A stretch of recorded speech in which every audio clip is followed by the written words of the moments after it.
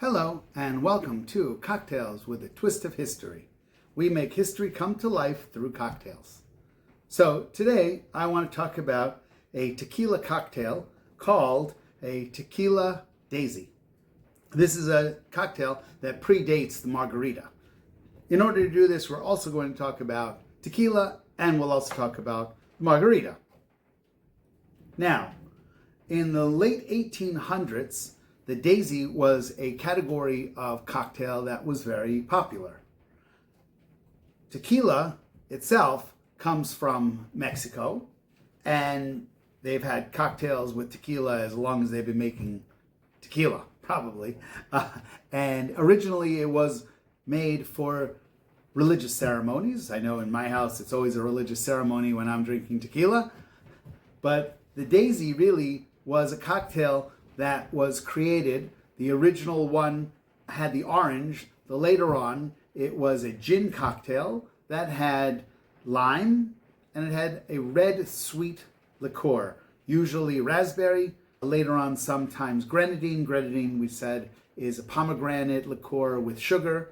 The raspberry is raspberry, both of them either no alcohol or low alcohol. And it was a way to make the sweetness added to the cocktail as well as color red, which is what they wanted the Daisy to look like. Tequila itself was around probably before the year 1000, and the Aztecs used it for a ceremony, and they called it pulque, which was really closer to a beer. And it was created with cooking this agave plant. By the 1500s, the Spanish were in Mexico, and they were finding it hard to get their wine and their brandy, and so they started drinking this thing called mezcal. Mezcal is very similar to tequila. It's created by cooking the plant together with the wood, which is why it has a little bit of a smokier flavor. Even today, this is the way it's done, and it does have a smokier flavor than the regular tequila. By the 1600s, the Marquis of Altamira, and I don't speak Spanish well, so my pronunciation is probably bad, I apologize, but the Marquis of Altamira created the very first large-scale distillery in a place called Tequila, which is why they called it Tequila, in an area called Jalisco. And to this day, Jalisco is where all of the agave plants and the tequila is created in Mexico. If you want to call it tequila, that's where it has to be created. Otherwise, you can call it something else. You can call it mezcal, but you can't call it tequila. A little after that, the Cuervo family, as in Jose Cuervo, created their distillery, as well as this other family called the Sauza, or Souza, I used to call it, I think that's wrong, Sauza. And they were the ones that really decided that this blue Webe agave was really what we want to use for tequila. And that is what we use till today, at least for most of the tequila companies. Mexico considers tequila their national pride. And they have laws, and they say that if you make tequila in the wrong way, we will put you in Mexican jail. That's how strong it is. That's what they believe in. And even today, if you grow it outside of the areas, if you do it in a different way, and you call it tequila, they will jail you. The tequila that we drank in college is very different than the better quality tequilas that we're drinking today. Okay, I've been talking way too long without a drink in my hand. Let's explore some tequila. Okay, we're going to talk a little bit more about the differences. You can see this one is a little bit dark. This is a reposado tequila, and it's aged a little bit. And we are going to put it in here, and we are going to have some, and cheers.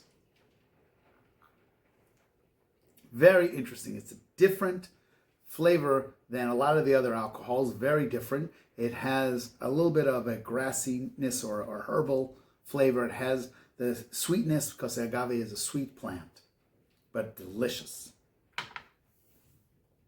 Okay. Both Texas and Mexico were connected to, both Texas and California were connected to Mexico in the 1800s. And there were a lot of Americans that would go down to Mexico to drink cocktails and tequila. Now, even as early as 1883 in a newspaper called The Rambler, which was out of New Mexico, they said, quote, "Tequila, when made into a cocktail, the same as an American whiskey would be mixed, makes a pleasing drink."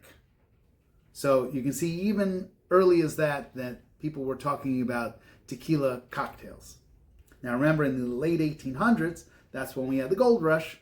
People were rushing and going to the West Coast in California, and people would go down to Mexico from there and have their tequila. So don't forget to tell us all the different kinds of comments, all the different stories that you've heard. We want to hear them. You can put it in the comments, you can email it to us, you can tell it to the bottle. We want to hear. Also, don't forget, we want you to subscribe, we want you to follow, we want you to get involved, we want you to put something in the comments so that we know that you're out there, and we can continue to send you information and shows about cocktails with a twist of history. Thank you.